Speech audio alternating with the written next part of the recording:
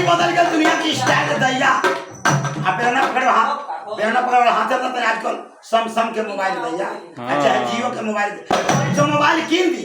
अरे ना चाहिए गहना, ना चाहिए लहंगा, ना चाहिए पौआ के पायल कलौजी, चाहिए हमके सम के मोबाइल,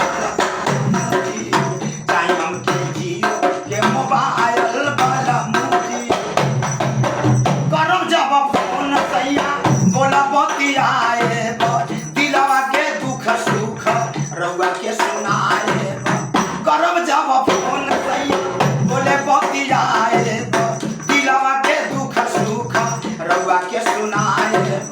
ना करब कतहूँ हम डायल बलमुजी, चाहिए हमके सम के मोबाइल,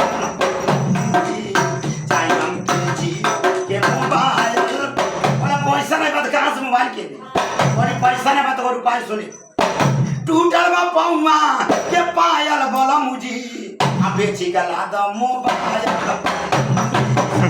बेची गला द मोबाइल। बोला पायल बेचाई मोबाइल आई जा तनी बहरे से कमा के निमन मोबाइल किन के भेज दे।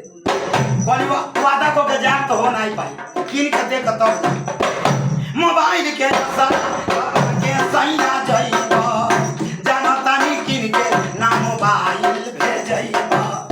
खाली मारो तारो स्टाइल बलमुजी, आ देखे जइहा सब